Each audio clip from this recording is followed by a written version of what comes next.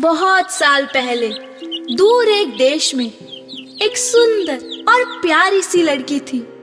उसकी मम्मी के गुजर जाने पर उसके पापा ने एक दूसरी औरत से शादी कर ली। ये सौतेली माँ तो बुरी ही थी, उनकी दोनों बेटियां भी वैसी ही थी। सौतेली माँ और बहनें उसके साथ बहुत बुरा सलूक करती थी। तुम हमारे साथ नहीं बैठ सकती। बिल्कुल नहीं, कहीं और बैठ। अरे ग्लास टूट गया, जल्दी साफ कर। देख क्या रही है तू? इन दोनों के मौज मस्तियों के दिन थे और इस बेचारी के सर पर सारे काम का बोझ। घर पे सब उसे सिंड्रेला कहते थे। कभी फुर्सत होती तो वो अपनी बिल्ली के साथ बुझते हुए कोयले के पास बैठ के आग जलाकर आग तापती थी। एक दिन उन्हें राजमहल से न्योता आया। प्रिंस की शान में एक बड़ी पार्टी रखी गई है। शादी के लायक सभी लड़कियों को आमंत्रण है। जब सौतेली माँ अपनी बेटियों को तैयार कर रही थी, सिंड्रेला न चाहते भी उनकी मदद कर रही थी। प्रिंस को वहाँ तुम दोनों से ज्यादा खूबसूरत कोई नहीं दिखना चाहिए। मैं क्यों नहीं आ सकती? शादी के लायक सभी लड़कियों को बुलाया है। अच्छा, ये कपड़े पहन के तू पार्टी में जाएगी? पार्टी की शाम सिंड्रेला घर पर अकेली अपने हालात पर रो रही थी। उसी वक्त चिमनी में एक रोशनी नजर आई और उस रोशनी से निकली एक खूबसूरत परी। जो दिख रहा था उसे उस पर भी यकीन नहीं हो रहा था। ये उसकी माँ थी। माँ, हेलो मेरी बच्ची, मैं तुम्हारी मदद करने आई हूँ। तुम भी राजमहल की पार्टी में जाओगी। सच में? पर कैसे? मैं तुम्हारी मदद करूँगी। जाओ और गार्डन से सबसे बड़ा कद्दू लेके आओ और बिल्ली मौसी तुम 7 चूहे पकड़ कर लाओ। उस परी ने पलक झपकते ही अपने जादू से उस कद्दू को एक शानदार सवारी में बदल दिया। फिर उसने अपनी जादुई छड़ी चूहों की तरफ घुमाई। चूहों में से एक को उसने ड्राइवर बनाया और बाकी 6 चूहे बन गए शानदार घोड़े। जाओ, अब तुम्हारी बारी। मैं तो राजकुमारी लग रही हूँ, पर माँ मुझे नाचना नहीं आता। अगर प्रिंस के साथ डांस करना पड़ा तो? इन जादुई जूतों को पहनकर सबसे अच्छा नाचोगी तुम।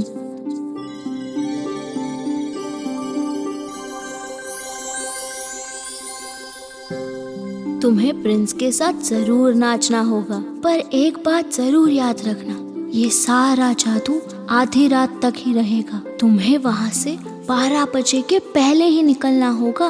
पक्का? मैं आ जाऊंगी आधी रात से पहले। प्रॉमिस। आप मुझे फिर से कब मिलोगे मम्मी?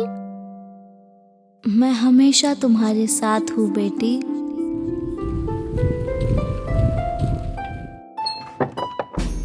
जैसे ही हमारी सिंड्रेला राजमहल पहुँचती है, सबके सब उसे देखकर चकाचौंध रह जाते हैं। दोनों सौतेली बहनें उसे पहचान ही नहीं पाई और प्रिंस, वो तो उसकी सुंदरता पर मर मिटा था। महाराज और महारानी भी उसे चाहने लगे थे। प्रिंसेस हो तो ऐसी। प्रिंस से रहा नहीं गया और वो सिंड्रेला के साथ नाचने लगा। क्या सुंदर नाच रही थी वो। उसके पास वो जूते जो थे। सौतेली माँ और बहनें जलन के मारे धुआं धुआं हो रही थी। सिंड्रेला इतनी खुश थी कि उसे वक्त का होश ही नहीं रहा और वो मम्मी को किया हुआ वादा भूल गई। अचानक उसकी नजर घड़ी पर पड़ी। 12 बजने ही वाले थे। प्रिंस को वही खड़ा छोड़कर वो सीढ़ियों से नीचे भाग गई और भागते हुए उसका एक जूता वही छूट गया। पर अब वो उसे जाके उठा भी नहीं सकती थी।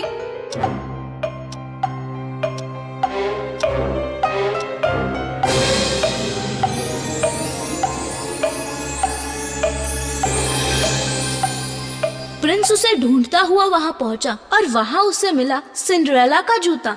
ये जूता जिनका भी हो उन्हें ढूंढ कर लाइए। दुनिया भर में कहीं भी हो वह मिलनी चाहिए। सिपाही पूरे राज्य के हर घर में जाकर लड़कियों को जूता पहनाते रहे, पर वो जूता किसी के भी पैर में नहीं आया।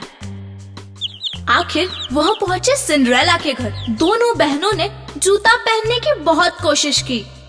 जरा सा और जोर लगाओ तो आ जाएगा। क्या है ना, मेरी बेटी का पैर सूज गया है काम कर करके। पर वो जूता उन दोनों के पैर में नहीं आया। सिपाहियों को घर पर एक और लड़की नजर आई। घर में एक और लड़की है। जैसे ही सिंड्रेला ने वो जूता पहना, वो उसके पैर में एकदम सही बैठ गया।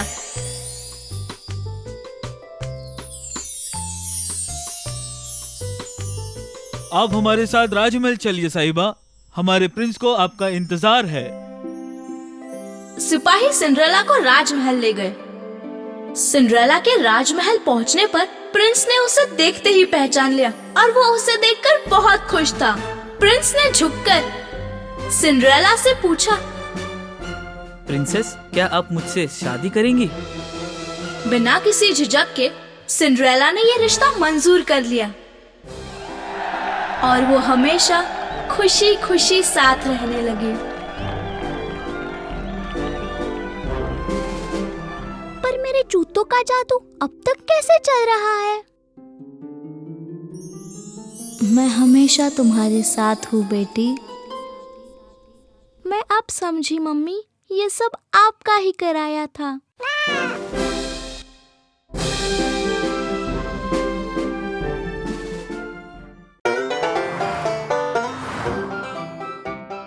एक दिन शहर में रहने वाला एक चूहा अपने दोस्त से मिलने गया।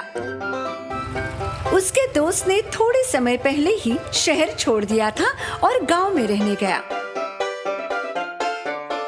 एक लंबी यात्रा के बाद शहर का चूहा आखिरकार दोस्त के गांव पहुंचा। ये जगह कितनी गंदी है, तुम ऐसी जगह में कैसे रहते हो? बहुत देर चलने के बाद शहरी चूहा थक हार कर गांव के चूहे के इलाके में पहुंचा। गांव के चूहे ने जमीन के नीचे अपना घर बनाया था, जहां वो रहता था। मेरा दोस्त इतने गंदे माहौल में कैसे रहता है, मेरी समझ में नहीं आ रहा है। शहरी चूहे ने दरवाजा खटखटाया। गांव के चूहे ने दरवाजा खोला। अपने दोस्त को अचानक आया देख गांव का चूहा हैरान रह गया और साथ ही खुश भी हुआ। प्यारे दोस्त, तुम्हारा स्वागत है। ऐसा क्या है जो तुम यहाँ तक चले आए? मैं शहरी जीवन से ऊब गया था और कब से ये इच्छा थी कि तुमसे मिलूं और तुम्हारा जीवन देखूं, और मुझे लग रहा था कि तुम सुखी नहीं हो। किसने कहा? तुम अंदर आ जाओ, मैं तुम्हारे लिए कुछ ले आता हूँ। दोनों घर के अंदर आए। शहर का चूहा उसका घर अंदर से देखकर हैरान रह गया, क्योंकि गांव का चूहा अंधेरे छोटे से घुटन भरे बिल में रहता था। ओह, तुम्हारा घर कितना छोटा है, तुम यहाँ कैसे रहते हो? देसी चूहे ने दोस्त के लिए कुछ बनाया था। मेज पर पनीर, सलाद, गाजर और मक्के का टुकड़ा था। आओ दोस्त, भोजन का आनंद लो। शहरी चूहे ने जो भी मेज पर रखा था उसे देखा और कहा, तुम इसे दावत कहते हो? अरे जहाँ हम रहते हैं वहाँ तो ऐसे खाने की तरफ देखते तक नहीं। हमारे पास केक्स, पेस्ट्रीज, पनीर और मांस की विविधता है। शहर में तो तुम्हें जो चाहिए वो मिल सकता है, पता है? अपना भोजन पूरा करने के बाद वे दोनों आसपास का इलाका घूमने गए। शहरी चूहे को देसी चूहा जहाँ रहता था वो जगह बिल्कुल पसंद नहीं आई। इस तरह की जगह मुझे बिल्कुल पसंद नहीं है। ये बहुत गंदी और घुटन भरी है। तुम्हें एक बार हमारा इलाका देखना चाहिए। मुझे यकीन है उसे देखने के बाद तुम कभी वापस यहाँ नहीं आओगे। दूसरे दिन सुबह दोनों ने एक दूसरे से विदा ली। उससे जुदा होने के बाद देसी चूहे ने शहर जाकर शहरी चूहे से मिलना तय किया और उसकी यात्रा शुरू हो गई। लंबी यात्रा के बाद देसी चूहा शहर पहुंचा। देसी चूहे के मार्गदर्शन में अपने दोस्त के घर पहुंचा। शहरी चूहा एक अपार्टमेंट में रहता था। दोस्त का घर देखकर देसी चूहा आश्चर्यचकित हुआ। ये इतना बड़ा घर तुम्हारा? ऐसे नहीं है, मैं यहाँ मकान के मालिक के साथ रहता हूँ। मुझे बहुत भूख लगी है, अब वो अद्भुत दावत दिखा दो जिसकी तुम बात कर रहे थे। शहरी चूहा रसोई घर में गया। उसने फ्रिज खोला, फिर चीज, मांस और विभिन्न प्रकार के फल और सब्जियां ली। उसने ये सब एक टेबल पर रखा और दोनों खाने लगे। एक बिल्ली म्याऊं म्याऊं कर रही थी। शहरी चूहा कहने के लिए कूदा। अरे बाप रे, घर की बिल्ली ने हमें बातें करते हुए सुना है, हमें छुपना होगा, आओ मेरे साथ। दोनों दीवार के एक छेद में घुस गए और चले गए। हांफते हुए गांव के चूहे ने पूछा, तुम बिल्ली के साथ एक ही घर में रहते हो, क्या ये खतरनाक नहीं है? निश्चित ही है, लेकिन आराम और संपन्न घर चाहिए तो मुझे वो कीमत चुकानी ही पड़ेगी।